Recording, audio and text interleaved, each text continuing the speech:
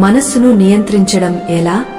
సాక్షాత్తు ఆ దేవదేవుడు జగద్గురువు అయిన శ్రీకృష్ణ పరమాత్మ అర్జునుడికి ఉపదేశించిన ఆ 7 అద్భుత మార్గాల గురించి ఈ వీడియోలో మనం అత్యంత లోతుగా తెలుసుకోబోతున్నాం. నేటి ఆధునిక కాలంలో మనిషిని పట్టి పీడిస్తున్న అతి పెద్ద వ్యాధి శరీరానికి సంబంధించింది కాదు, అది మనస్సుకు సంబంధించింది. అదే అతిగా ఆలోచించడం మరియు ఒత్తిడి.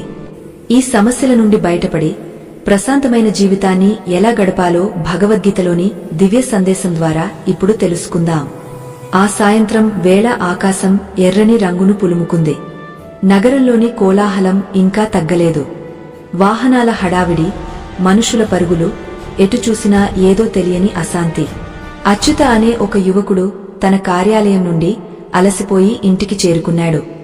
అతను చూడటానికి ఎంతో ఆరోగ్యంగా, ధనవంతుడిగా కనిపిస్తున్నాడు. కాని అతని కళ్లలో మాత్రం ఒక రకమైన శూన్యం ఆవహించి ఉంది. అచ్యుత ఒక పెద్ద సంస్థలో ఉన్నత పదవిలో ఉన్నాడు. సంపాదనకు కొదవలేదు, సమాజంలో గౌరవానికి లోటు లేదు.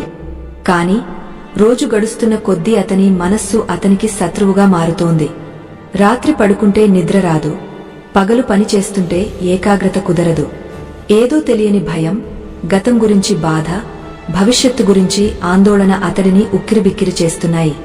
అతను తన గదిలోని కిటికీ దగ్గర నిలబడి బయట కనిపిస్తున్న చీకటిని చూస్తున్నాడు. అతని మనస్సులో వేల ఆలోచనలు ఒకేసారి ప్రవహిస్తున్నాయి. నేను సరిగ్గా చేస్తున్నానా? రేపు ఆ పని పూర్తవుతుందా? ఒకవేళ విఫలమైతే నా పరిస్థితి ఏమిటి? ఇలాంటి ప్రశ్నలు అతనిని నిలవనీయడం లేదు. ఇదే ఒత్తిడి, ఇదే అతిగా ఆలోచించడం. సరిగ్గా ఇలాంటి స్థితిలోనే 1000 ఏళ్ల క్రితం కురుక్షేత్ర సంగ్రామంలో అర్జునుడు కూడా నిలబడ్డాడు.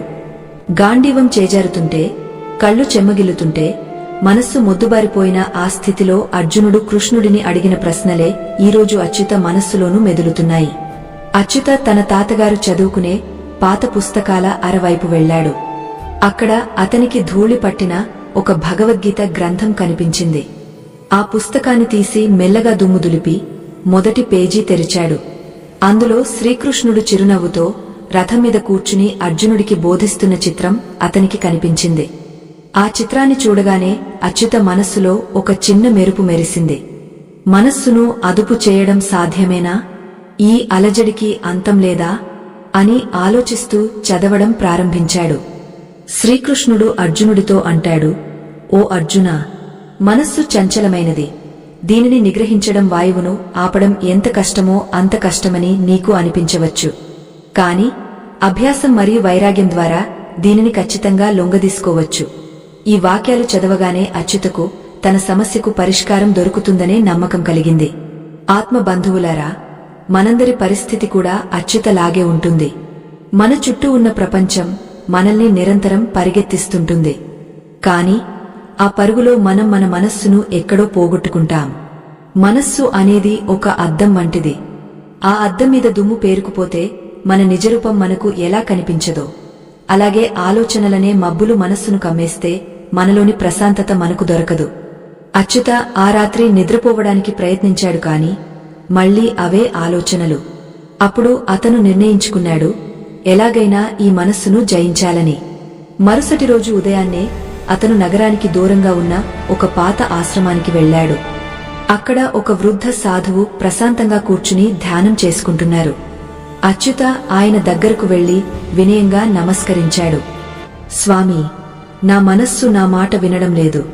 ఒక కోతిలాగా ఎప్పుడూ ఇటు అటు గెంతుతూనే ఉంది. నాకు ప్రశాంతత కావాలి. శ్రీకృష్ణుడు చెప్పిన ఆ మార్గాలను నాకు వివరించండి అని వేడుకున్నాడు. ఆ సాధువు మెల్లగా కళ్ళు తెరిచి అచ్యుత వైపు చూశారు. ఆయన కళ్లలో అపారమైన కరుణ, ప్రశాంతత ఉన్నాయి. ఆయన చిరునవ్వు నవ్వి, నాయనా, మనస్సును నియంత్రించడం అనేది ఒక యుద్ధం వంటిది. ఇది బయట చేసే యుద్ధం కాదు, నీ లోపల నువ్వు చేసే పోరాటం. దీనికి ఓపిక, పట్టుదల కావాలి. భగవంతుడు సూచించిన 7 మార్గాలు నీ జీవితాన్ని మార్చేస్తాయి అని చెప్పడం ప్రారంభించారు. అచ్యుత ఆసక్తిగా వినసాగాడు. చుట్టూ ఉన్న పక్షుల కిలకిల రావాలు, గాలికి ఊగుతున్న చెట్ల శబ్దం అతనికి కొత్తగా అనిపించాయి. సాధువు మొదటగా మనస్సు యొక్క స్వభావాన్ని వివరించారు. మనస్సు ఎప్పుడు గతంలో లేదా భవిష్యత్తులో ఉండటానికి ఇష్టపడుతుంది. కాని వర్తమానంలో ఉండటానికి భయపడుతుంది. గతం అంటే పశ్చాత్తాపం, భవిష్యత్తు అంటే భయం. ఈ రెండింటి మధ్య నలిగిపోయేదే మనిషి మనస్సు. దీనిని నియంత్రించే మొదటి మెట్టు సాక్షిభూతంగా మారడం. అంటే నీ ఆలోచనలను నువ్వు గమనించాలి, వాటితో కలిసిపోకూడదు. అచ్యుతకు ఈ మాటలు ఎంతో లోతైనవిగా అనిపించాయి. అతను తన డైరీలో ఒక్కో విషయాన్ని రాసుకోవడం మొదలుపెట్టాడు. ఆశ్రమ వాతావరణం, ఆ సాధువు బోధనలు అచ్యుత మనస్సులోని అలజడిని మెల్లగా తగ్గస్తున్నాయి. ఆశ్రమ ప్రాంగణంలోని వేప చెట్ల నీడన కూర్చున్న అచ్యుతకు ఆ గాలిలోని చల్లదనం మనస్సుకు ఎంతో హాయిని ఇస్తోంది. ఆ వృద్ధ సాధువు తన ప్రసంగాన్ని కొనసాగిస్తూ, నాయనా అచ్యుత, శ్రీకృష్ణుడు చెప్పిన మొదటి అద్భుత మార్గం అభ్యాసం. దీని గురించి భగవద్గీతలో ఆ పరమాత్ముడు ఎంతో స్పష్టంగా వివరించాడు. మనస్సు అనేది ఒక మొండి గుర్రం వంటిది. దానికి సరైన శిక్షణ లేకపోతే అది తనను అధిరోహించిన వాడిని అగాధంలోకి తోసేస్తుంది. కాని పదే పదే అభ్యాసం చేయడం ద్వారా ఆ గుర్రాన్ని నీ స్వాధీనంలోకి తెచ్చుకోవచ్చు అని చెప్పారు. అచ్యుత వినయంగా, స్వామీ, అభ్యాసం అంటే రోజువారీ పనులు చేయడమేనా? నేను నా కార్యాలయంలో ఎన్నో పనులు చేస్తుంటాను కదా, అది అభ్యాసం కాదా అని అడిగాడు. దానికి ఆ సాధువు మెల్లగా నవ్వి, నువ్వు చేసేది కేవలం భౌతికమైన పని మాత్రమే. అభ్యాసం అంటే నీ మనస్సును ఒకే చోట నిలిపి ఉంచే ప్రయత్నం చేయడం.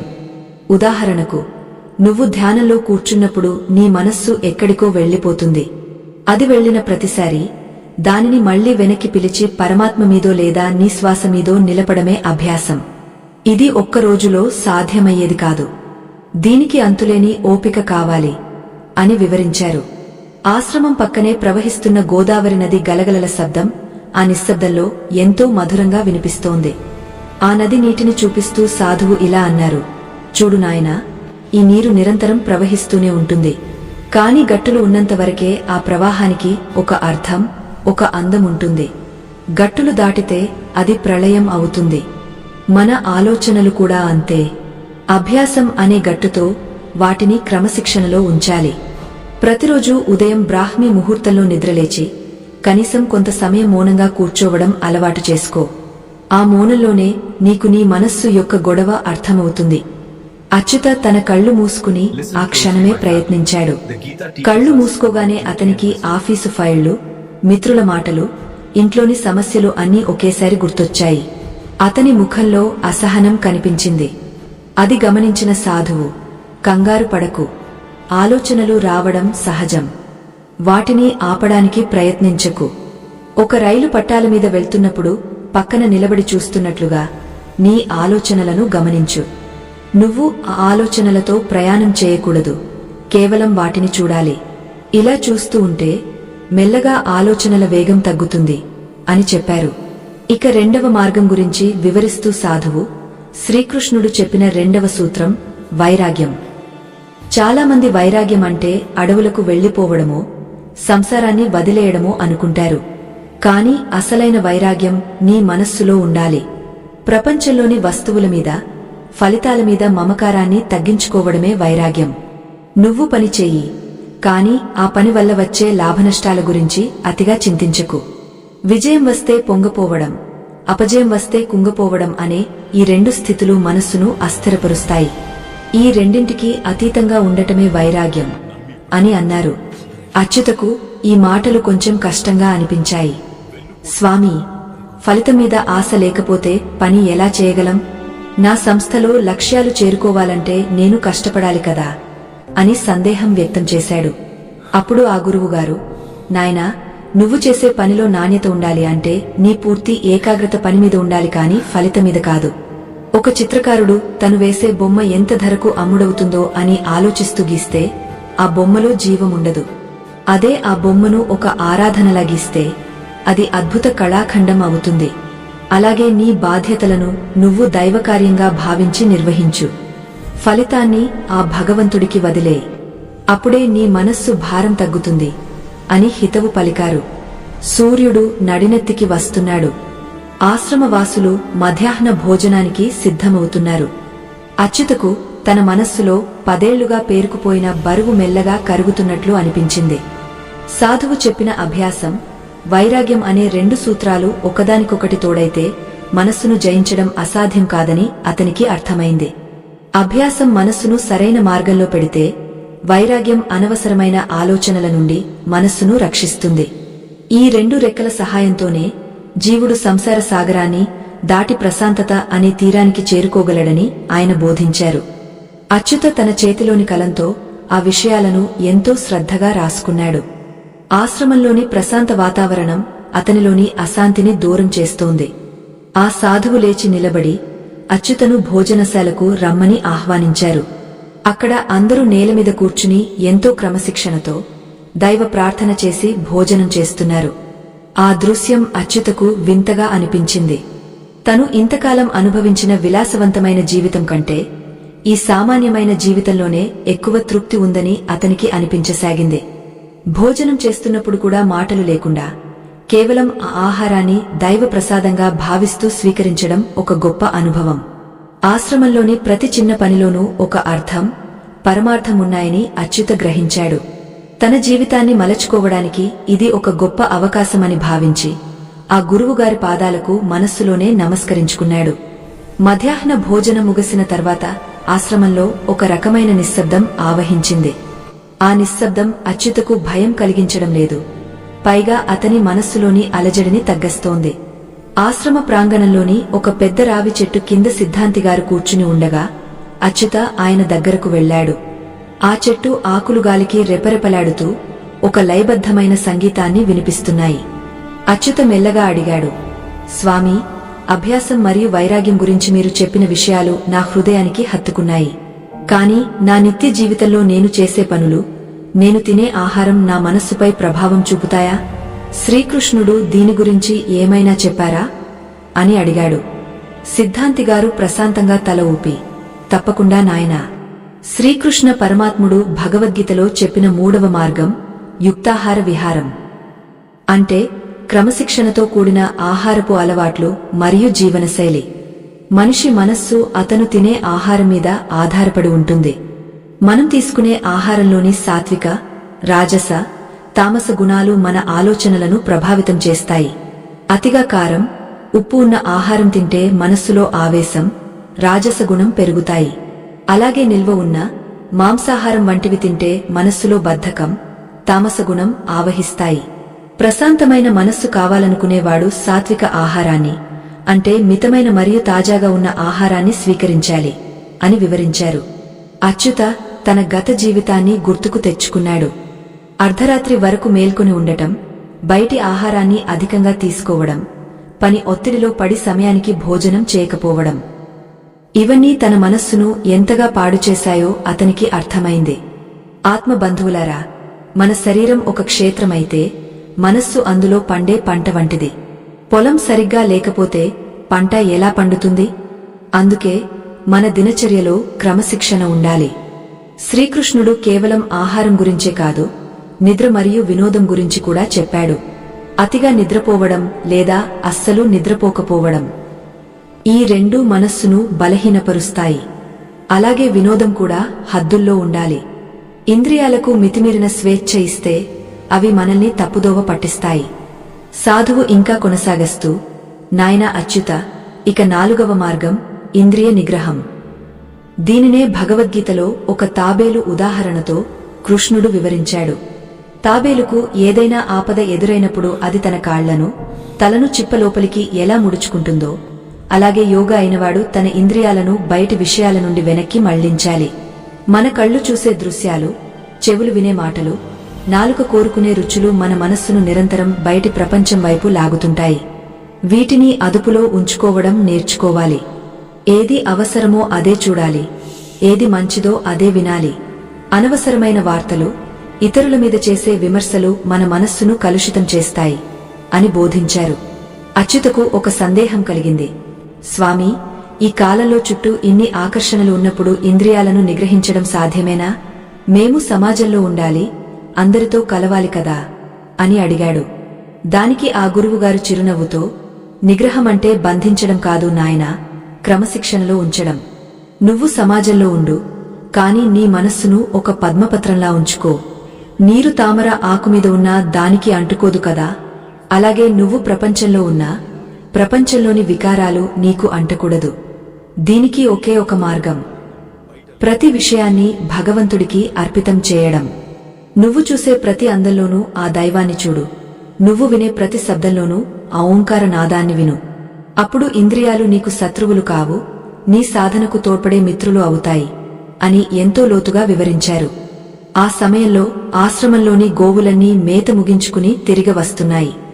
వాటి మెడలోని గంటల శబ్దం ఆ ప్రాంతమంతా ప్రతిధ్వనిస్తోంది.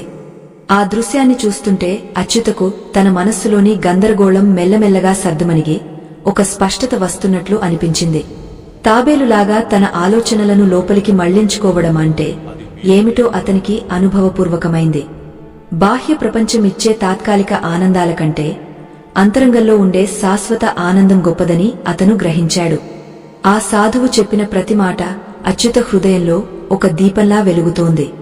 అతిగా ఆలోచించడం అనే సమస్యకు మూలం మన ఇంద్రియాలు సేకరించే అనవసర సమాచారమేనని అతనికి స్పష్టమైంది.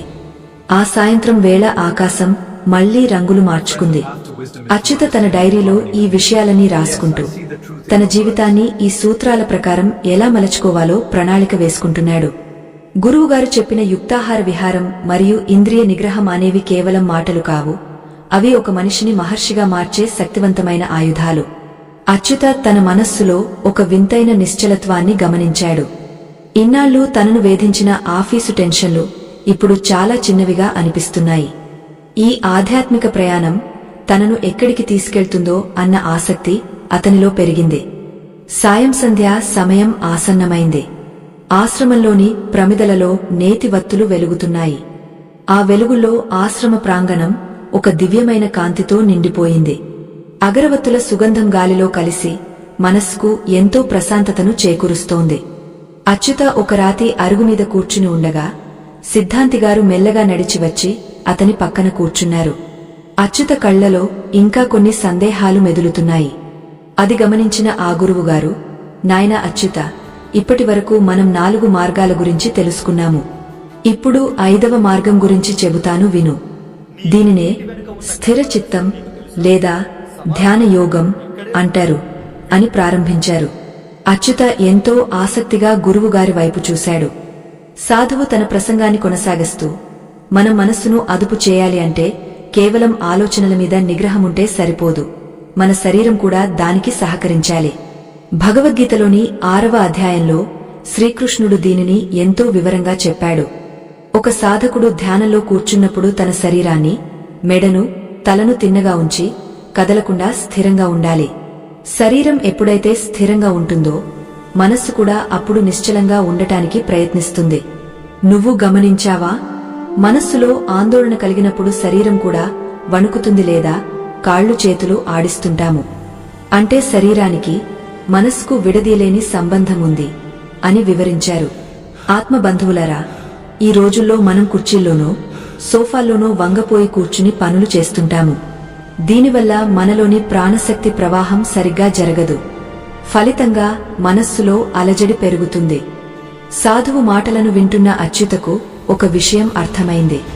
తను ఆఫీసులో పనిచేస్తున్నప్పుడు తన కూర్చునే పద్ధతి కూడా తన ఒత్తిడికి ఒక కారణమని అతనికి స్పష్టమైంది. స్వామీ, మరి ఏకాగ్రతను పెంచుకోవడం ఎలా అని అడిగాడు అచ్యుత. దానికి ఆ గురువుగారు, కృష్ణుడు చెప్పినట్లుగా నీ దృష్టిని నీ ముక్కు కొనమీదగాని లేదా నీ భ్రుకుటి 2 కనుబొమ్మల మధ్య మీదగాని నిలిపి ఉంచాలి. బయటి ప్రపంచాన్ని మర్చిపోయి నీ లోపల శ్వాస ఎలా జరుగుతుందో గమనించాలి. గాలి లోపలికి వెళ్లడం, బయటకు రావడం. ఈ ప్రక్రియను చూస్తూ ఉంటే మనస్సులోని అనవసరపు ఆలోచనలు వాటంతటా అవే ఆగపోతాయి అని మార్గదర్శనం చేశారు. ఇక 6వ మార్గం గురించి వివరిస్తూ సాధువు స్వరం మరింత గంభీరంగా మారింది. శ్రీకృష్ణుడు చెప్పిన 6వ మార్గం అత్యంత ముఖ్యమైనది. అది ఈశ్వర ప్రాణిధానం లేదా శరణాగతి. మనిషికి అతిగా ఆలోచించడం ఎప్పుడు మొదలవుతుంది అంటే తనే సర్వం అనుకున్నప్పుడు, ఫలితాలన్నీ తన చేతుల్లోనే ఉన్నాయని భ్రమపడినప్పుడు. నేను చేస్తున్నాను, నా వల్లనే జరుగుతోంది అనే ఈ అహంకారమే అన్ని అనర్థాలకు మూలం. ఈ భారాన్ని నువ్వు మోయలేవు నాయనా. అందుకే కృష్ణుడు ఏమన్నాడంటే, నీ సర్వకర్మలను నాకు అప్పగించు, మై సర్వాణి కర్మాణి సన్యస్య. నీ బాధ్యతను నువ్వు నెరవేర్చు, కాని ఆ బాధ్యత తాలూకు భారాన్ని ఆ పరమాత్ముడి పాదాల దగ్గర పెట్టేయి. ఎప్పుడైతే నువ్వు భగవంతుడిని నమ్ముతావో అప్పుడు నీ మనస్సు తేలిక పడుతుంది, భయం పోతుంది. ఆ దేవుడు చూసుకుంటాడు అనే నమ్మకమే నీకు కొండంత అండగా నిలుస్తుంది అని చెప్పారు. అచ్యుత కళ్లలో నీళ్లు తిరిగాయి. ఇన్నాళ్లుగా తను ఒక్కడినే అని, అన్ని సమస్యలను తన భుజాల మీద వేసుకుని మోస్తున్నానని అతనికి అనిపించింది. కాని ఇప్పుడు తన వెనుక ఒక మహాశక్తి ఉందని, తనను నడిపించే ఒక సారథి ఉన్నాడని అర్థమైనప్పుడు అతనిలో ఒక కొత్త ఉత్సాహం కలిగింది. ఆశ్రమంలో సాయంత్రం హారతి ఇచ్చే గంటలు మోగడం మొదలైంది. ఆ శబ్దానికి అచ్యుత మనస్సు పులకించిపోయింది. గురువుగారితో కలిసి అతను మందిరానికి వెళ్లాడు. అక్కడ శ్రీకృష్ణుడి విగ్రహం ఆ వెలుగులో ఎంతో దివ్యంగా కనిపిస్తోంది. ఆ వేణుగోపాలుడి చిరునవ్వు చూస్తుంటే తన సమస్యలని చాలా చిన్నవిగా అనిపించాయి అచ్యుతకు. భగవంతుడికి హారతి ఇస్తున్నప్పుడు భక్తులందరూ కలిసి గోవింద, మాధవ అంటూ చేసే నామస్మరణ ఆ ప్రాంతమంతా ప్రతిధ్వనిస్తోంది. ఆ శబ్ద తరంగాలు అచ్యుత మనస్సులోని మాలిన్యాన్ని కడిగేస్తున్నట్లు అతనికి అనిపించింది. అతిగా ఆలోచించే అలవాటు ఉన్నవారికి భక్తి అనేది ఒక గొప్ప ఔషధం. మనస్సును ఏదో ఒక నామం మీదో రూపం మీదో లగ్నం చేసినప్పుడు అది బయటి ప్రపంచంలోకి వెళ్లి గందరగోళం సృష్టించదు. అచ్యుత తన కళ్ళు మూసుకుని హృదయపూర్వకంగా ప్రార్థించాడు. కృష్ణ, ఇన్నాళ్లుగా నా మనస్సును నేనే నడిపిస్తున్నాను అనుకుని తప్పు చేశాను. ఇక నుండి నా మనస్సు అనే రథానికి నువ్వే సారథివికా అని వేడుకున్నాడు. హారతి ముగసిన తర్వాత అందరూ ప్రశాంతంగా కూర్చున్నారు. ఆశ్రమ పెద్దలు ధ్యానంలో మునిగిపోయారు. అచ్యుత కూడా తన వెన్నుముకను తిన్నగా ఉంచి గురువుగారు చెప్పినట్లుగా కూర్చున్నాడు. మొట్టమొదటిసారిగా అతనికి తన శ్వాస స్పష్టంగా వినిపిస్తోంది. గాలి లోపలికి వెళ్తున్నప్పుడు ఒక రకమైన చల్లదనం, బయటకు వస్తున్నప్పుడు ఒక రకమైన వెచ్చదనం. ఈ చిన్న ప్రక్రియలో ఎంతటి రహస్యం దాగ ఉందో అతనికి ఇప్పుడిప్పుడే అర్థమవుతోంది. మనస్సు లోపలికి ప్రయాణం చేయడం మొదలుపెట్టింది. బాహ్య ప్రపంచంలోని శబ్దాలు మెల్లగా దూరమవుతున్నాయి. అచ్యుత ముఖంలో ఒక తెలియని తేజస్సు ఆవరించింది. అతను అశాంతి నుండి శాంతి వైపు, అంధకారం నుండి వెలుగు వైపు తన అడుగులు వేస్తున్నాడు. ఆశ్రమంలో రాత్రి గడిచే కొద్దీ నిశ్శబ్దం మరింత గాయమవుతోంది. ఆకాశంలో నక్షత్రాలు వెండి పూలలా మెరుస్తున్నాయి. అచ్యుత తన కళ్ళు తెరిచి చూసేసరికి తన చుట్టూ ఉన్న ప్రపంచం మునుపటి కంటే భిన్నంగా కనిపిస్తోంది. ఇన్నాళ్లు తనను భయపెట్టిన చీకటి ఇప్పుడు తనను ఆలింగనం చేసుకుంటున్నట్లు, తనలోని అలజడిని హరిస్తున్నట్లు అతనికి అనిపించింది. సిద్ధాంతిగారు ఇంకా అక్కడే కూర్చుని ధ్యానంలో ఉన్నారు. ఆయన ముఖం ఒక అద్భుతమైన ప్రశాంతతతో నిండి ఉంది. అచ్యుత మెల్లగా లేచి గురువుగారికి నమస్కరించాడు. సిద్ధాంతిగారు కళ్ళు తెరిచి, నాయనా అచ్యుత, ఇన్నాళ్లుగా నీ మనస్సును వేధిస్తున్న అతిగా ఆలోచించడం అనే సమస్యకు మూలం ఏమిటో తెలుసా అని అడిగారు. అచ్యుత తెలియదు అన్నట్లుగా తల ఊపాడు. అప్పుడు గురువుగారు ఇలా వివరించారు. మన ఆలోచనలతో మనల్ని మనం గుర్తించుకుంటాం. నాకు ఈ ఆలోచన వచ్చింది కాబట్టి నేను ఇలాగే ఉన్నాను అని భ్రమిస్తాం. కాని నువ్వు నీ ఆలోచనవు కావు. నువ్వు వాటిని గమనిస్తున్న సాక్షివి మాత్రమే. ఈ సత్యాన్ని గ్రహించడమే శ్రీకృష్ణుడు చెప్పిన 7వ మరియు అత్యంత శక్తివంతమైన మార్గం. అదే సమత్వం. దీనినే భగవద్గీతలో సమత్వం యోగ ఉచ్యతే అని పరమాత్ముడు నిర్వచించాడు. సమత్వం అంటే ఏమిటి స్వామీ అని అచ్యుత వినయంగా అడిగాడు. గురువుగారు ఎంతో ఓపికగా, సుఖం వచ్చినా దుంహకం వచ్చినా, లాభం కలిగినా నష్టం వాటిల్లినా నీ మనస్సులోని నిలకడను కోల్పోకపోవడమే సమత్వం. ఒక సముద్రాన్ని చూడు, అందులోకి ఎన్నో నదులు వచ్చి కలుస్తాయి, కాని సముద్రం తన హద్దులను దాటదు. అలాగే నీ జీవితంలోకి రకరకాల పరిస్థితులు వస్తుంటాయి, కాని నీవు నీ ప్రశాంతతను వదులుకోకూడదు. ఈ స్థితిని చేరుకోవాలి అంటే నీవు నీ బుద్ధిని ఆత్మలో లగ్నం చేయాలి. నీవు చేసే ప్రతి పనిని ఒక సాక్షిగా గమనించడం మొదలుపెట్టినప్పుడు నీలో ఉన్న అతిగా ఆలోచించే గుణం మెల్లగా నశిస్తుంది. ఎందుకంటే సాక్షికి ఆవేదన ఉండదు, కేవలం అవగాహన మాత్రమే ఉంటుంది అని గంభీరంగా చెప్పారు. ఈ ఆధ్యాత్మిక ప్రయాణం మీకు నచ్చుతున్నట్లయితే ఈ వీడియోను తప్పకుండా లైక్ చేయండి. అచ్యుత ఆ మాటలను మనస్సులో నెమరు వేసుకుంటున్నాడు. సాయంత్రం నుండి నేర్చుకున్న 6 మార్గాలు ఒక ఎత్తు అయితే ఈ సమత్వం అనే సూత్రం వాటన్నింటికీ మకుటం లాంటిదని అతనికి అర్థమైంది. అభ్యాసం, వైరాగ్యం, యుక్తాహారం, ఇంద్రియ నిగ్రహం, ధ్యానం, శరణాగతి ఇవన్నీ మనిషిని ఈ సమత్వ స్థితికి తీసుకెళ్లడానికే ఉపయోగపడతాయి. అచ్యుతకు ఒక చిన్న ఉదాహరణ గుర్తొచ్చింది. తన ఆఫీసులో ఒక చిన్న పొరపాటు జరిగితే తను రోజంతా దాని గురించి ఆలోచిస్తూ గడిపేవాడు. ఆలోచన తన నిద్రను, ఆరోగ్యాన్ని పాడుచేసేది. కాని ఇప్పుడు అతనికి అర్థమవుతోంది, ఆ పొరపాటు అనేది ఒక బాహ్య సంఘటన మాత్రమే. దానిని ఒక సాక్షిలా చూసి సరిదిద్దుకోవాలే తప్ప దానితో మమేకమై బాధపడకూడదు. గురువుగారు ఇంకా ఇలా చెప్పారు, నాయనా అచ్యుత, భగవద్గీత అనేది కేవలం ఒక పుస్తకం కాదు, అది జీవన మార్గదర్శి. ఈ 7 మార్గాలను పాటించేవాడు ఏ కాలంలో ఉన్నా, ఏ రంగంలో ఉన్నా ఒత్తిడికి లోనుకాడు. అర్జునుడు యుద్ధ రంగంలో ఉన్నాడు, చుట్టూ బాణాల వర్షం కురుస్తోంది, తన వాళ్లనే చంపాల్సి వస్తోందనే దునహకం అతడిని ఆవహించింది. కాని కృష్ణుడు అతనికి ఈ జ్ఞానాన్ని బోధించి తన కర్తవ్యాన్ని నిష్కామంగా నిర్వహించమన్నాడు. నువ్వు కూడా నీ జీవిత యుద్ధంలో కృష్ణుడిని నీ సారథిగా చేసుకుంటే నీ మనస్సు ఎప్పుడూ నిశ్చలంగా ఉంటుంది.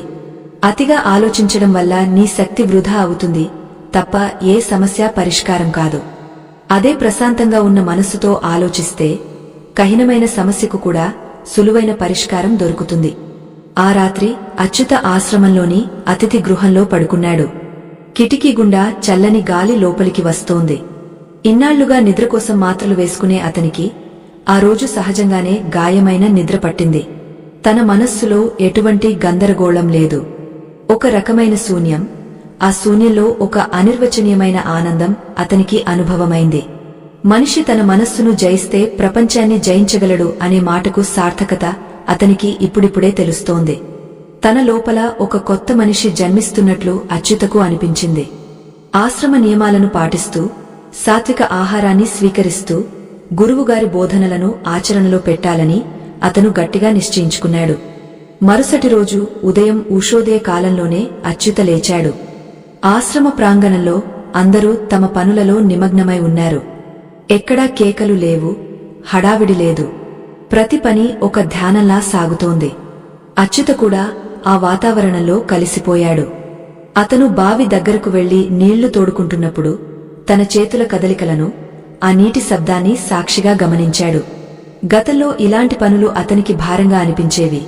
కాని ఇప్పుడు ఆ చిన్న పనిలో కూడా అతనికి ఒక అందం కనిపిస్తోంది. ఇది కృష్ణుడు చెప్పిన కర్మలో అకర్మను చూడటం అని అతనికి అర్థమైంది. మనం చేసే ప్రతి చిన్న పనిని దైవ కార్యంగా భావించినప్పుడు మనస్సులో అహంకారముండదు, కేవలం అర్పణ భావం మాత్రమే ఉంటుంది. సిద్ధాంతిగారు ఆశ్రమ తోటలో మొక్కలకు నీళ్లు పోస్తున్నారు. అచ్యుత అక్కడికి వెళ్లి ఆయనకు సహాయం చేశాడు. ఆ మొక్కల ఆకుల మీద పడుతున్న సూర్యకిరణాలు ముత్యాలలా మెరుస్తున్నాయి. ప్రకృతి మనకు ఎంతో నేర్పిస్తుందని అచ్యుత గమనించాడు. ఒక చెట్టు తన దగ్గరకు వచ్చిన వారికి నీడను ఇస్తుంది, పండ్లను ఇస్తుంది. దానికి రాళ్లతో కొట్టేవారిమీద కోపముండదు, నీళ్లు పోసేవారిమీద ప్రత్యేకమైన ప్రేమ ఉండదు. అది కేవలం తన స్వభావాన్ని అనుసరించి జీవిస్తుంది. మనిషి కూడా తన నిజ స్వభావమైన శాంతిని గుర్తించి బాహ్య పరిస్థితులకు చలించకుండా ఉండటమే నిజమైన ఆధ్యాత్మికత అని ఆ క్షణం అతనికి లోతుగా స్ఫురించింది. ఆశ్రమంలోని ఉదయపు వేళలు అత్యంత రమణీయంగా ఉన్నాయి. సూర్యుడి లేత కిరణాలు గోదావరి నది అలల మీద పడి వెండి కాంతులినుతున్నాయి. ఆ చల్లని గాలిలో ఒక రకమైన పవిత్రత ఉంది. అచ్యుత నది గట్టున కూర్చుని ప్రవహిస్తున్న నీటిని చూస్తూ ఆలోచనలో మునిగిపోయాడు. గడిచిన కొద్ది రోజుల్లోనే అతని జీవితం ఎంతో మారింది. మునుపెన్నడూ లేని ప్రశాంతత అతని మనస్సులో చోటు చేసుకుంది. అయితే అతనిలో ఒక చిన్న సందేహం మెదులుతోంది. అదే సమయంలో సిద్ధాంతిగారు అటుగా నడిచి రావడం చూసి అచ్యుత లేచి నిలబడి నమస్కరించాడు. స్వామీ, నాకు ఒక సందేహం. ఇక్కడ ఈ ప్రశాంతమైన వాతావరణంలో మీ బోధనల నీడలో నా మనస్సు ఎంతో నిశ్చలంగా ఉంది. కాని ఇక్కడి నుండి నేను మళ్లీ నా నగరానికి, నా కార్యాలయానికి వెళ్లినప్పుడు పరిస్థితి ఏమిటి? అక్కడ మళ్లీ అదే శబ్దాలు, అదే ఒత్తిడి, అవే గడువు తేదీలు ఉంటాయి కదా. అప్పుడు ఈ ప్రశాంతతను నేను ఎలా కాపాడుకోగలను? నా మనస్సు మళ్లీ పాత అలవాట్లలోకి జారిపోదా? అని ఆవేదనతో అడిగాడు. సిద్ధాంతిగారు ఒక చిన్న నవ్వు నవ్వి ఒక రాయిని తీసి నదిలోకి విసిరారు. ఆ నీటిలో తరంగాలు పుట్టి మళ్లీ మెల్లగా సర్దుకున్నాయి. ఆయన ఇలా అన్నారు, నాయనా అచ్యుత, ఆధ్యాత్మికత అంటే లోకాన్ని వదిలి వెళ్లడం కాదు, లోకంలో ఉంటూనే లోకానికి అంటకుండా ఉండటం. శ్రీకృష్ణుడు చెప్పిన 7 మార్గాల సారాంశమే అది. నువ్వు నగరానికి వెళ్లినప్పుడు నీ చుట్టూ ఉన్న పరిస్థితులు మారకపోవచ్చు, కాని ఆ పరిస్థితులను చూసే నీ దృష్టి ఖచ్చితంగా మారుతుంది. నీ మనస్సు ఒక సరస్సు వంటిది అనుకో. బయటి సంఘటనలు ఆ సరస్సులోకి విసిరిన రాళ్ల వంటివి. ఆ రాళ్లు పడినప్పుడు అలలు రావడం సహజం. కాని ఆ అలలను అలాగే ఉంచాలా లేదా వాటిని ప్రశాంతంగా మారనివ్వాలా అనేది నీ చేతుల్లోనే ఉంది. ఆత్మ బంధువులారా, మనందరికీ ఇలాంటి సందేహమే వస్తుంది. గుడికి వెళ్లినప్పుడు లేదా ధ్యానం చేసినప్పుడు ప్రశాంతంగా ఉంటుంది, కాని మళ్లీ సంసారంలోకి రాగానే అదే అలజడి. దీనికి పరిష్కారంగా సిద్ధాంతిగారు ఒక రహస్యాన్ని వివరించారు. అచ్యుత, కృష్ణుడు చెప్పిన కర్మయోగం ఇక్కడే నీకు సహాయపడుతుంది. నువ్వు చేసే పనిని కేవలం జీవనోపాధిగా కాకుండా ఒక సేవగా భావించు. నీ ఆఫీసులో నువ్వు చేసే ప్రతి సంతకం, నువ్వు మాట్లాడే ప్రతి మాట ఒక యజ్ఞంలా ఉండాలి. ఎప్పుడైతే నువ్వు నేను చేస్తున్నాను అనే అహాన్ని వదిలి భగవంతుడు నా ద్వారా ఈ పనిని చేయిస్తున్నాడు అని భావిస్తావో అప్పుడు నీకు ఒత్తిడి అనేదే ఉండదు. ఫలితం నీ చేతుల్లో లేదు కాబట్టి దాని గురించి అతిగా ఆలోచించాల్సిన అవసరం కూడా ఉండదు. అచ్యుత ఆ మాటలను వింటుంటే అతని మనస్సులోని భయం మంచులా కరిగిపోతోంది. అంటే స్వామీ, నేను నా బాధ్యతలను వదిలిపెట్టాల్సిన అవసరం లేదన్నమాట అని అడిగాడు. దానికి గురువుగారు, అవసరమే లేదు నాయనా. బాధ్యతను నిర్వహించడం ధర్మం, ఆ బాధ్యతను బరువుగా భావించడం అజ్ఞానం. నువ్వు ఒక కమల పత్రాన్ని చూశావా? అది నీటిలోనే ఉంటుంది, కాని నీటి బొట్టు దానికి అంటదు. అలాగే నువ్వు సంసారంలో ఉండు, కాని సంసారాన్ని నీ మనస్సులోకి రానివ్వకు. నీ మనస్సులో ఎప్పుడూ ఆ పరమాత్ముడి నామం లేదా ఒక ఉన్నతమైన ధ్యేయం ఉండాలి. అప్పుడు బయటి శబ్దాలు నీ అంతరంగంలోని నిశ్శబ్దాన్ని భంగపరచలేవు అని ధైర్యం చెప్పారు. ఆ సమయంలో ఆశ్రమంలోని ఒక చిన్న బాలుడు పరుగెత్తుకుంటూ వచ్చి ఒక పువ్వును గురువుగారికి ఇచ్చాడు. ఆయన ఆ పువ్వును చూపిస్తూ, చూడు అచ్యుత, ఈ పువ్వు తన సుగంధాన్ని అందరికీ ఇస్తుంది. దానికి ఎటువంటి భేదాభిప్రాయం లేదు. అలాగే నీ మనస్సు కూడా ఉండాలి. నీ చుట్టూ ఉన్న మనుషులు ఎలా ప్రవర్తించినా నువ్వు నీ సహజ స్వభావమైన శాంతిని, ప్రేమను కోల్పోకూడదు. ఎవరైనా నిన్ను విమర్శించినా లేదా నీకు వ్యతిరేకంగా పనిచేసినా అది వారి స్వభావం అని వదిలేయి. నీ స్వభావం సమత్వంతో ఉండటమే. దీనిని నిరంతరం అభ్యాసం చేయాలి. అదే నిజమైన సాధన అని బోధించారు. అచ్యుతకు ఇప్పుడు ఒక స్పష్టత వచ్చింది. మనస్సును అదుపు చేయడమంటే ఆలోచనలను బలవంతంగా ఆపడం కాదు, వాటికి సరైన దిశను చూపడం. అతను తన డైరీని తీసి గురువుగారు చెప్పిన ఈ విషయాలను ఎంతో శ్రద్ధగా నోట్ చేసుకున్నాడు. సమత్వం, నిష్కామ కర్మ, సాక్షిభావం, ఈ 3 మాటలు అతని హృదయంలో బలంగా నాటుకున్నాయి. నగరం అతనికి ఇప్పుడు ఒక యుద్ధభూమిలా కాకుండా తన సాధనను పరీక్షించుకునే ఒక పాఠశాలలా కనిపిస్తోంది. శ్రీకృష్ణుడు అర్జునుడికి చెప్పింది కూడా ఇదే. యుద్ధం చేయి, కాని నీ మనస్సును నామీద ఉంచు. తస్మాత్ సర్వేషు కాలేషు మామనుస్మర యుద్ధచ్చ. సాయంత్రం వేళ అచ్యుత ఆశ్రమంలోని గోశాలకు వెళ్లాడు. అక్కడ గోవుల సేవ చేస్తున్నప్పుడు అతనికి ఒక వింతైన అనుభూతి కలిగింది. ఆ గోవుల కళ్లలో ఎంతటి నిష్కల్మషమైన ప్రేమ ఉందో అతను గమనించాడు. అవి ఏమీ అడగవు, కేవలం ఇస్తాయి. మన జీవితం కూడా అలాగే ఇతరులకు ఉపయోగపడేలా ఉండాలని అతను అనుకున్నాడు. అతిగా ఆలోచించడం అనేది కేవలం మన స్వార్థం వల్లే వస్తుందని, నాకు ఏమవుతుంది, నా పరిస్థితి ఏమిటి అనే స్వార్థ చింతన వదిలేస్తే మనస్సు దానంతటా అదే ప్రశాంతంగా మారుతుందని అతను గ్రహించాడు. ఆశ్రమంలో గడిపిన ప్రతి క్షణం అతనికి ఒక కొత్త పాఠాన్ని నేర్పిస్తోంది. అచ్యుత తన గదిలోకి వెళ్లి కూర్చున్నాడు. కళ్ళు మూసుకోగానే అతనికి తన ఆఫీసు వాతావరణం గుర్తొచ్చింది. గతంలో అయితే ఆలోచన రాగానే గుండె వేగం పెరిగేది, కాని ఇప్పుడు అతను ఒక చిరునవ్వుతో ఆలోచనను చూశాడు. సరే, రేపు వెళ్లినప్పుడు ఈ సమస్యను ప్రశాంతంగా పరిష్కరిస్తాను అని తనలో తాను అనుకున్నాడు. ఆ నిర్ణయంలో ఒక స్థిరత్వం ఉంది. అనవసరమైన భయాందోళనలు లేవు. మనస్సు ఇప్పుడు ఒక అనుకువైన శిష్యుడిలా అతని మాట వింటోంది. తనలోని ఈ మార్పును చూసి అచ్యుత ఆశ్చర్యపోయాడు. భగవద్గీతలోని ఆ జ్ఞానం ఎంతటి శక్తివంతమైనదో అతనికి ప్రత్యక్షంగా అనుభవమవుతోంది. ఆ రాత్రి అచ్యుత ఆశ్రమ గ్రంథాలయంలో ఉన్న కొన్ని పురాణ గాథలను చదివాడు. అందులో భక్తుల జీవితాలు, వారు కష్టకాలంలో మనస్సును ఎలా నిగ్రహించుకున్నారో వివరించబడింది. ప్రహ్లాదుడు, అంబరీషుడు వంటి గొప్ప భక్తుల కథలు అతనికి స్ఫూర్తినిచ్చాయి. వారు ఎన్ని కష్టాలు ఎదురైనా చలించకుండా ఉండగలిగారంటే దానికి కారణం వారి మనస్సు పరమాత్మతో అనుసంధానమై ఉండటమే. అచ్యుత తన జీవితాన్ని కూడా అలా మలచుకోవాలని దృఢంగా నిశ్చయించుకున్నాడు. ఆశ్రమ వాతావరణం అతనిలోని ఆధ్యాత్మిక దాహాన్ని మరింత పెంచుతోంది. తెల్లవారుజామున ఆశ్రమంలో వినిపించే వేద మంత్రాల ధ్వని అచ్యుతను మేల్కొలిపింది.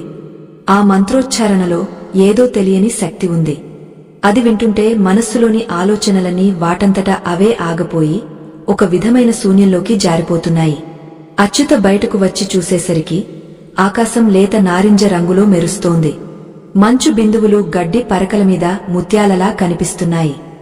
సిద్ధాంతిగారు అప్పటికే నదిలో స్నానం ముగించుకుని ఒక రావి చెట్టు కింద పద్మాసనంలో కూర్చుని ఉన్నారు. అచ్యుత ఆయన దగ్గరకు వెళ్లి మౌనంగా కూర్చున్నాడు. కొంతసేపటికి గురువుగారు కళ్ళు తెరిచారు. ఆయన ముఖంలో ప్రశాంతతను చూస్తుంటే అచ్యుతకు ఒక ప్రశ్న కలిగింది. స్వామీ, 7 మార్గాలను నేను తెలుసుకున్నాను. కాని ఒక్కోసారి పాత జ్ఞాపకాలు, నేను చేసిన తప్పులు నన్ను వెంటాడుతుంటాయి. గతం గురించి పశ్చాత్తాపం కలిగినప్పుడు మనస్సును ప్రశాంతంగా ఉంచుకోవడం ఎలా? దీనికి శ్రీకృష్ణుడు ఏమైనా పరిష్కారం చెప్పారా అని అడిగాడు. గురువుగారు ప్రశాంతంగా ఇలా అన్నారు. నాయనా అచ్యుత, గతం అనేది ఒక మూసివేసిన పుస్తకం వంటిది. దానిని పదే పదే చదవడం వల్ల నీ ప్రస్తుత కాలం వృధా అవుతుంది తప్ప ఏ ప్రయోజనమూ ఉండదు. శ్రీకృష్ణుడు భగవద్గీతలో జ్ఞానాగ్నిః సర్వకర్మాణి భస్మసాత్ కురుతే తథా అని చెప్పాడు. అంటే జ్ఞానమనే అగ్ని నీ గత కర్మలన్నింటినీ భస్మం చేస్తుంది. నువ్వు చేసిన తప్పుల నుండి పాఠాన్ని గ్రహించు, కాని ఆ తప్పులనే నీ గుర్తింపుగా మార్చుకోకు. అతిగా ఆలోచించడం అంటేనే గతం యొక్క బరువును మోయడం. ఆ బరువును దించుకోవాలంటే నీవు వర్తమానంలో జీవించడం నేర్చుకోవాలి. ఆత్మ బంధువులారా, మనందరి సమస్య ఇదే. గడిచిపోయిన రోజుల్లో మనం చేసిన పొరపాట్లు లేదా మనకు జరిగిన అన్యాయాల గురించి ఆలోచిస్తూ ఈ రోజును కూడా మనం నరకం చేసుకుంటాం. సిద్ధాంతిగారు ఒక అద్భుతమైన ఉదాహరణ చెప్పారు. అచ్యుత, ఒక గ్లాసు నిండా నీళ్లు ఉన్నప్పుడు అందులో మరిన్ని నీళ్లు పోయలేము కదా. అలాగే నీ మనస్సు నిండా పాత ఆలోచనలు ఉంటే కొత్త ఆలోచనలకు లేదా ప్రశాంతతకు చోటు ఎక్కడ ఉంటుంది? అందుకే ప్రతిరోజు రాత్రి పడుకునే ముందు ఆ రోజు జరిగిన ప్రతి విషయాన్ని ఆ భగవంతుడికి అర్పించేయ్. కృష్ణ, ఈ రోజు నేను చేసిన పనులన్నీ నీవే, వాటి ఫలితాలు నీవే అని చెప్పుకుని నిద్రపో. అప్పుడు నీ మనస్సు తెల్ల కాగతంలా మారుతుంది. అభ్యాసం ద్వారా మనస్సును మలచుకోవడం అంటే ఇదే. మనస్సు ఒక అద్దం వంటిది అని చెప్పుకున్నాం కదా. ఆ అద్దం మీద పడే ప్రతి ప్రతిబింబాన్ని, ఆలోచనను నువ్వు నీవుగా భావించకూడదు. అద్దం మీద నీడ పడితే అద్దం మారిపోదు కదా. అలాగే నీ మనస్సులోకి వచ్చే ఆలోచనలు నీవు కాదు, నువ్వు ఆలోచనలను చూస్తున్న వెలుగువి. ఈ వివేకాన్ని, విచక్షణను నిరంతరం కలిగి ఉండటమే 7వ మార్గమైన సమత్వానికి మూలం. అచ్యుత, నీవు నగరానికి వెళ్లినప్పుడు నీ చుట్టూ ఉన్న మనుషులు నిన్ను విమర్శించవచ్చు లేదా పొగడవచ్చు. ఆ రెండింటినీ సమానంగా స్వీకరించడం నేర్చుకో. ఎవరైనా నిన్ను విమర్శించినప్పుడు అది వారి మనస్సు యొక్క స్థితి అని గ్రహించు. దానికి నీవు చలించాల్సిన అవసరం లేదు. అచ్యుతకు ఈ మాటలు ఒక కొత్త కోణాన్ని చూపించాయి. తన కార్యాలయంలో తనమీద పైంధికారులు అరిచినప్పుడు లేదా సహోద్యోగులు విమర్శించినప్పుడు తను ఎంతో బాధపడేవాడు. కాని ఇప్పుడు అర్థమవుతోంది, వారి ప్రవర్తన వారి సంస్కారానికి సంబంధించింది. దానికి తన ప్రశాంతతను బలి ఇవ్వాల్సిన అవసరం లేదు. స్వామి, ఈ 7 మార్గాలు అభ్యాసం, వైరాగ్యం, యుక్తాహారం, ఇంద్రియ నిగ్రహం, ధ్యానం, శరణాగతి మరియు సమత్వం. ఇవి నా జీవితాన్ని మార్చేశాయి. కాని వీటిని ఎప్పుడు గుర్తుంచుకోవడం ఎలా అని అడిగాడు. గురువుగారు నవ్వి, అచ్యుత, ఇవి కేవలం సిద్ధాంతాలు కావు, ఇవి ఒక జీవన విధానం. నీవు ప్రతిరోజు చేసే పనిలో వీటిని అన్వయించుకో. భోజనం చేసేటప్పుడు ఇది యుక్తాహారం అని గుర్తుంచుకో, పని చేసేటప్పుడు ఇది శరణాగతి అని అనుకో, ఏవైనా కష్టాలు వచ్చినప్పుడు ఇది సమత్వం కోసం నాకు వచ్చిన పరీక్ష అని భావించు. ఇలా ప్రతిక్షణం అప్రమత్తంగా ఉండటమే నిజమైన యోగం. శ్రీకృష్ణుడు అర్జునుడికి చెప్పిన రహస్యం కూడా ఇదే. అర్జునుడు తన ధర్మాన్ని నిర్వర్తిస్తూనే తన మనస్సును కృష్ణుడి పాదాల దగ్గర ఉంచగలిగాడు. నువ్వు కూడా నీ బాధ్యతలను నిర్వహిస్తూనే అంతరంగంలో ప్రశాంతంగా ఉండగలవు. ఆ సమయంలో ఆశ్రమంలోని తోటలో రంగురంగుల సీతాకోకచిలుకలు పూల చుట్టూ తిరుగుతున్నాయి. ఆ దృశ్యాన్ని చూస్తూ అచ్యుత మనస్సు పులకించింది. ప్రకృతిలో ప్రతిదీ తన ధర్మాన్ని ఎంత ప్రశాంతంగా నిర్వహిస్తోందో అతను గమనించాడు. పువ్వు పూయడం తన ధర్మం, దాని గురించి అది అతిగా ఆలోచించదు. గాలి వీచడం తన ధర్మం, అది ఎవరికి నచ్చుతుంది ఎవరికి నచ్చదు అని చింతించదు. మనిషి మాత్రమే ఫలితాల గురించి, ఇతరుల అభిప్రాయాల గురించి అతిగా ఆలోచిస్తూ తనను తాను బంధించుకుంటున్నాడు. అచ్యుత తన లోపల ఉన్న బంధనాలను ఒక్కొక్కటిగా తెంచుకుంటున్నట్లు అనిపించింది. గురువుగారు లేచి నిలబడి, నాయనా, రేపు నీవు నీ నగరానికి తిరిగి వెళ్ళాలి. నీ ప్రయాణం ఇక్కడితో ముగియలేదు. అసలైన ప్రయాణం ఇప్పుడే మొదలవుతోంది. ఈ ప్రశాంతతను నువ్వు నీ వెంట తీసుకెళ్ళు. నీ చుట్టూ ఉన్న ప్రపంచాన్ని నీ ప్రశాంతతతో ప్రభావితం చేయి తప్ప ప్రపంచం నిన్ను ప్రభావితం చేసేలా ఉండకు అని దీవించారు. అచ్యుతకు తన మనస్సు ఇప్పుడు ఒక మహాసముద్రంలా నిశ్చలంగా, లోతుగా అనిపించింది. అతనికి భయం లేదు, ఆందోళన లేదు, కేవలం ఒక కృతజ్ఞతా భావం మాత్రమే ఉంది. ఆ రోజు రాత్రి ఆశ్రమంలో జరిగిన సత్సంగంలో అచ్యుత కూడా పాల్గొని భగవంతుడి నామస్మరణలో మునిగిపోయాడు. ఆశ్రమంలో గడిపే చివరి రోజు రానే వచ్చింది. ఆకాశం ఇంకా తెల్లవారకముందే నక్షత్రాలు మసకబారుతున్న వేళ అచ్యుత నిద్రలేచాడు. మునుపెన్నడూ లేని ఒక వింతైన చైతన్యం అతనిలో ప్రవహిస్తోంది. పక్షుల కిలకిల రావాలు ఒక మధురమైన గీతంలా వినిపిస్తున్నాయి. అతను గోదావరి తీరానికి నడిచి వెళ్లాడు. నది నీరు నిశ్చలంగా ఉంది. పైన తేలికపాటి మంచు తెరలు కదులుతున్నాయి. అచ్యుత అక్కడ కూర్చుని తన గత కొన్ని రోజుల ప్రయాణాన్ని ఒక్కసారి సింహావలోకనం చేసుకున్నాడు. శ్రీకృష్ణుడు చెప్పిన 7 మార్గాలు, అభ్యాసం, వైరాగ్యం, యుక్తాహారం, ఇంద్రియ నిగ్రహం, ధ్యానం, శరణాగతి మరియు సమత్వం, ఇవన్నీ కేవలం పదాలు కావని, అవి తన ఆత్మకు తగిలిన గాయాలను మాన్పే ఔషధాలని అతను గుర్తించాడు. కొంతసేపటికి సిద్ధాంతిగారు అచ్యుత వద్దకు వచ్చారు. ఆయన ముఖంలో ఎప్పుడు ఉండే ఆ చిరునవ్వు అచ్యుతకు కొండంత ధైర్యాన్ని ఇస్తోంది. అచ్యుత లేచి గురువుగారికి పాదాభివందనం చేశాడు. స్వామీ, ఈరోజు నేను మళ్లీ ఆ కోలాహల ప్రపంచంలోకి అడుగు పెట్టబోతున్నాను. మీరు నేర్పిన ఈ విలువలనే నా రక్షణ కవచాలుగా చేసుకుంటాను. కాని ఒక్కోసారి మనస్సు మళ్లీ ఆ పాత ఒత్తిడిలోకి జారిపోయినట్లు అనిపిస్తే నేను ఏమి చేయాలి అని అడిగాడు. గురువుగారు అతని భుజంపై చేయి వేసి ఇలా అన్నారు, నాయనా అచ్యుత, మనస్సు తన పాత అలవాట్లను వదులుకోవడానికి కొంత సమయం తీసుకుంటుంది. అది మళ్లీ మళ్లీ వెనక్కి వెళ్తున్నప్పుడు దానిని శిక్షించకు, దానిని ప్రేమతో గమనించు. శ్రీకృష్ణుడు భగవద్గీతలో నహి కళ్యాణకృక్శ్చిత్ దుర్గతిం తాత గచ్చతి అని చెప్పాడు. అంటే మంచి మార్గంలో నడిచేవాడు ఎప్పుడూ చెడిపోడు.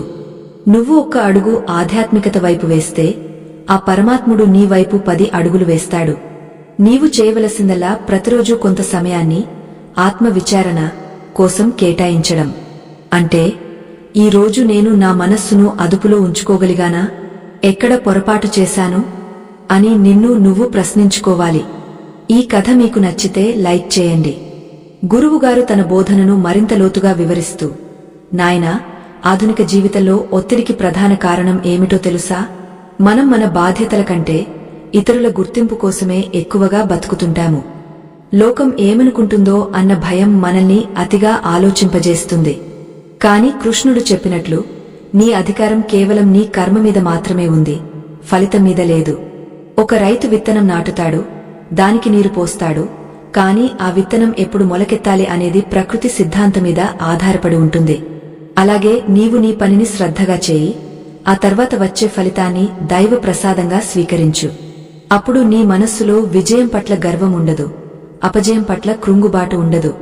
ఇదే నిజమైన కర్మయోగం అని బోధించారు. అచ్యుత ఆశ్రమ తోటలో ఉన్న ఒక చిన్న మొక్కను చూశాడు.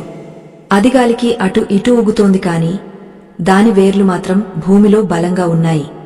మనిషి కూడా అలాగే ఉండాలి అని అతనికి అనిపించింది. బయటి పరిస్థితులు ఎన్ని కుదుపులకు గురిచేసినా అంతరంగం అనే వేర్లు భగవంతుడిలో బలంగా ఉంటే ఏ ఆందోళన మనల్ని పడగొట్టలేదు. ఆత్మ బంధువులారా, మనందరికీ కావలసింది ఈ మానసిక దృఢత్వమే. మనం బాహ్య విజయాల కోసం పరుగెత్తే పరుగులో మన అంతర్గత శాంతిని కోల్పోతున్నాం. శ్రీకృష్ణుడు సూచించిన ఈ మార్గాలు మనల్ని మనం తిరిగా కనుగొనేలా చేస్తాయి. సిద్ధాంతిగారు తన చేతిలో ఉన్న ఒక పాత భగవద్గీత ప్రతిని అచ్యుతకు బహుమతిగా ఇచ్చారు. నాయనా, ఇది కేవలం పుస్తకం కాదు, ఇది నీ జీవితానికి దిక్సూచి. నీకు ఎప్పుడు ఏ సందేహం వచ్చినా, ఇందులో ఏ పేజీ తెరిచి చదివినా నీకు ఆ కృష్ణ పరమాత్ముడే నేరుగా సమాధానం చెబుతున్నట్లు అనిపిస్తుంది. మనస్సును నియంత్రించడం అంటే దానికి తాళం వేయడం కాదు, దానిని సరైన మార్గంలో నడిపించడం. నువ్వు ఆఫీసులో ఉన్నప్పుడు నీ ఎదుట ఉన్న ఫైలును సాక్షాత్తు ఆ కృష్ణుడి ఆజ్ఞగా భావించి పనిచేయి. నీ చుట్టూ ఉన్న మనుషులందరిలోనూ ఆ దైవాన్ని చూడటానికి ప్రయత్నించు. అప్పుడు నీకు ఎవరిమీద ద్వేషముండదు, ఎవరిమీద అనవసరమైన ఆశ ఉండదు అని హితవు పలికారు. అచ్యుత ఆ గ్రంథాన్ని భక్తితో కళ్లకు అద్దుకున్నాడు. అతనిలో ఒక తెలియని శక్తి ఆవహించింది. గడిచిన 8 భాగాలుగా మనం అచ్యుత ప్రయాణాన్ని గమనిస్తున్నాం. ఒక అశాంతి నిండిన యువకుడు ఒక ప్రశాంత యోగిగా ఎలా మారుతున్నాడో చూస్తున్నాం. ఇది కేవలం అచ్యుత కథ మాత్రమే కాదు, మనందరి కథ. మనందరి లోపల ఒక అచ్యుత ఉన్నాడు, ఒక అర్జునుడు ఉన్నాడు. మనందరికీ శ్రీకృష్ణుడి మార్గదర్శనం అవసరం. అచ్యుత తన గదికి వెళ్లి తన వస్తువులను సర్దుకోవడం మొదలుపెట్టాడు. అతను ఆశ్రమంలోకి వచ్చినప్పుడు ఉన్న బరువు ఇప్పుడు లేదు. అతని బ్యాగులో బట్టలు మాత్రమే ఉన్నాయి. కాని అతని మనస్సులో ఇన్నాళ్లు మోసిన ఆందోళనల భారం పూర్తిగా మాయమైపోయింది. అతను గది నుండి బయటకు వచ్చి ఆశ్రమ ప్రాంగణం వైపు చూశాడు. అక్కడి ప్రతి రాయి, ప్రతి చెట్టు అతనికి ఒక పాఠాన్ని నేర్పినట్లే అనిపించింది. ఆశ్రమవాసులు అతనికి వీడ్కోలు పలకడానికి వచ్చారు. వారందరి కళ్లలో ఒక రకమైన సోదరభావం కనిపించింది. అచ్యుతకు అర్థమైంది, శాంతి అనేది ఎక్కడో దొరికే వస్తువు కాదు, అది మన లోపల మనం సృష్టించుకోవాల్సిన ఒక స్థితి. దానికి శ్రీకృష్ణుడు చెప్పిన 7 సూత్రాలే ప్రాణాధారాలు. అచ్యుత తన కళ్లను మెల్లగా మూసుకున్నాడు. లోపల ఓంకార నాదం ప్రతిధ్వనిస్తోంది. అతనికి ఇప్పుడు నగరం వైపు వెళ్లడానికి ఎటువంటి సంకోచం లేదు. ఎందుకంటే అతను తన ప్రశాంతతను తనతో పాటే తీసుకెళ్తున్నాడు. తనలోని పరమాత్మను అతను దర్శించాడు. ఆశ్రమద్వారం వద్ద నిలబడి అచ్యుత చివరిసారిగా ఆ పవిత్ర భూమికి ప్రణామం చేశాడు. అతని చేతిలో గురువుగారు ఇచ్చిన భగవద్గీత గ్రంథముంది. హృదయంలో ఆ దేవదేవుడు ప్రసాదించిన జ్ఞానామృతముంది. నగరానికి వెళ్లే వాహనం సిద్ధంగా ఉంది. ప్రయాణం మొదలైంది. కిటికీ గుండా బయటకు చూస్తున్న అచ్యుతకు ప్రకృతిలో వస్తున్న మార్పులు స్పష్టంగా కనిపిస్తున్నాయి. ఆశ్రమ పరిసరాల్లోని పచ్చదనం మెల్లగా తగ్గిపోతోంది. కాంక్రీటు కట్టడాలు, వాహనాల పొగ, మనుషుల హడావిడి మొదలయ్యాయి. గతంలో అయితే ఈ శబ్దాలు, ఈ రద్దీ అతనికి చిరాకు కలిగించేవి. కాని ఇప్పుడు అతను వాటన్నింటినీ ఒక సాక్షిగా, ఏ వికారమూ లేకుండా గమనిస్తున్నాడు. నగరంలోకి అడుగు పెట్టగానే ఒక రకమైన శబ్ద కాలుష్యం అతడిని చుట్టుముట్టింది. ట్రాఫిక్ జామ్లో చిక్కుకున్నప్పుడు చుట్టూ ఉన్న వాహనదారులు అసహనంతో హారన్లు కొడుతున్నారు, ఒకరినొకరు విమర్శించుకుంటున్నారు. అచ్యుత మాత్రం ప్రశాంతంగా తన సీటులో కూర్చుని కళ్లు మూసుకున్నాడు. అభ్యాసం అంటే ఇదే అని అతనికి అర్థమైంది. చుట్టూ అలజడి ఉన్నా లోపల నిశ్శబ్దాన్ని కాపాడుకోవడమే నిజమైన సాధన. శ్రీకృష్ణుడు చెప్పినట్లుగా మనస్సును ఒక దీపంలా ఉంచుకోవాలి. గాలి లేని చోట దీపం ఎలా నిశ్చలంగా వెలుగుతుందో, ఆలోచనలనే గాలి సోకని చోట ఆత్మ కూడా అలాగే ప్రకాశిస్తుంది. ఇంటికి చేరుకోగానే అచ్యుత భార్య, పిల్లలు అతని ముఖంలో ఉన్న మార్పును చూసి ఆశ్చర్యపోయారు. అతని కళ్లలో పూర్వం ఉన్న ఆందోళన లేదు, మాటలో తొందరపాటు లేదు.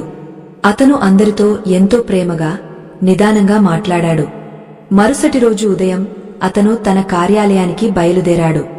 కార్యాలయంలో అడుగుపెట్టగానే వాతావరణం ఎంతో ఉద్రిక్తంగా ఉంది. ఒక ముఖ్యమైన పని ఆగిపోయిందని, దానివల్ల సంస్థకు నష్టం వాటిల్లే అవకాశముందని అందరూ కంగారు పడుతున్నారు. పైంధికారి గది నుండి గట్టిగా అరుస్తున్న శబ్దాలు వినిపిస్తున్నాయి.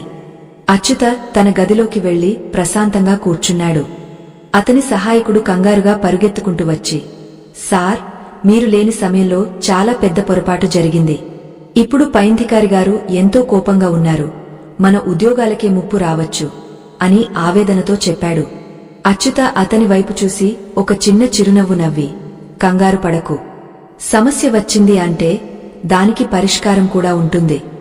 నువ్వు ఆ ఫైళ్లు తీసుకురా, మనం కూర్చుని ఆలోచిద్దాం అని చెప్పాడు. అతనిలోని ఆ నిబ్బరాన్ని చూసి ఆ సహాయకుడు ఒక్క క్షణం నిశ్చేష్టుడయ్యాడు. అచ్యుత ఫైళ్లను పరిశీలిస్తున్నప్పుడు అతని మనస్సు ఎక్కడా తడబడలేదు. అతను సమత్వం అనే సూత్రాన్ని ఇక్కడ అన్వయించాడు. లాభనష్టాలను పక్కన పెట్టి ఇప్పుడు తన కర్తవ్యం ఏమిటో దానిమీద మాత్రమే దృష్టి సారించాడు. అతిగా ఆలోచించడం వల్ల సమయం వృధా అవుతుందే తప్ప పని పూర్తి కాదు అని అతనికి తెలుసు.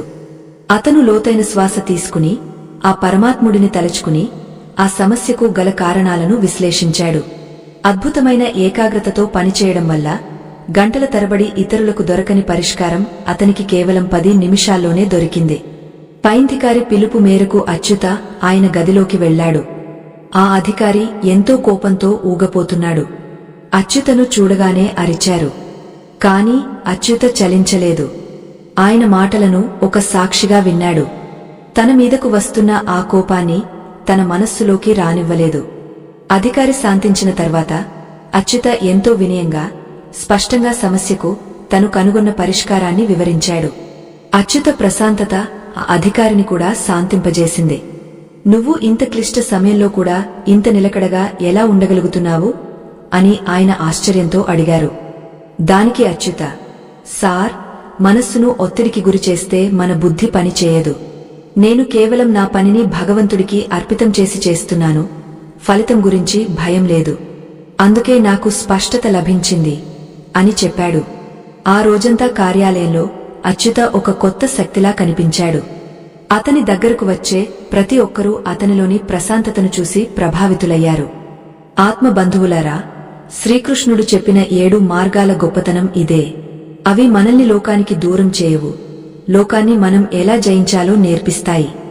సాయంత్రం పని ముగించుకుని ఇంటికి వస్తున్నప్పుడు అచ్యుతకు ఒక వింత అనుభూతి కలిగింది. గతంలో పని అయిపోయేసరికి అతను పూర్తిగా అలసిపోయేవాడు, తలనొప్పితో ఇంటికి చేరేవాడు. కాని ఈరోజు అతను ఎంతో ఉత్సాహంగా ఉన్నాడు. దీనికి కారణం అతను తన శక్తిని అనవసరమైన ఆలోచనలకు, ఆందోళనలకు ఖర్చు చేయకపోవడమే. మనస్సును నిగ్రహించడం వల్ల ప్రాణశక్తి ఆదా అవుతుందని అతనికి అనుభవపూర్వకమైంది. అతను దారిలో ఉన్న ఒక చిన్న పార్కులో కూర్చుని సూర్యాస్తమయాన్ని చూశాడు. ఆకాశంలోని రంగులు అతని మనస్సులోని ఆనందానికి ప్రతిరూపాలుగా అనిపించాయి. అచ్యుత తన డైరీలో ఇలా రాసుకున్నాడు: శ్రీకృష్ణుడు చెప్పిన మార్గాలు కేవలం అర్జునుడి కోసం కాదు, ప్రతి మనిషి కోసం. ఒత్తిడి అనేది బయట లేదు, అది మన ఆలోచనల్లోనే ఉంది. మనం మనస్సును జయించిన రోజు ఈ ప్రపంచం మనకు ఒక అందమైన నందనవనంలా కనిపిస్తుంది. అతని ముఖంలో ఒక ధన్యతా భావం కనిపించింది. తాను ఎక్కడికో వెతికిన ప్రశాంతత తనలోనే ఉందని, దానికి కావలసిన తాళంచెవి భగవద్గీతలోని 7 సూత్రాలేనని అతను నిశ్చయించుకున్నాడు. తన జీవితాన్ని ఒక యజ్ఞంలా మలిచిన ఆ పరమాత్ముడికి మనస్సులోనే కృతజ్ఞతలు చెప్పుకున్నాడు. నగరంలోని తన నివాసంలో అచ్యుత ఒక ప్రశాంతమైన వాతావరణాన్ని నిర్మించుకున్నాడు. రాత్రి వేళ బయట వాహనాల శబ్దాలు వినవస్తున్నా అతని గదిలో మాత్రం ఒక దివ్యమైన నిశ్శబ్దం రాజ్యమేలుతోంది. పూజాగదిలో వెలుగుతున్న నేతి దీపం యొక్క వెలుతురు గోడల మీద నాట్యం చేస్తోంది. అచ్యుత భార్య అరుణ అతనికి దగ్గరగా వచ్చి కూర్చుని, మీలో ఈ మార్పు చూస్తుంటే నాకు ఎంతో ఆనందంగా ఉంది. గతంలో మీరు ఇంటికి వస్తేనే ఏదో తెలియని అశాంతితో ఉండేవారు, కాని ఇప్పుడు మీ ముఖంలో ఒక వింతైన కాంతి కనిపిస్తోంది. అసలు ఆశ్రమంలో ఏం జరిగింది?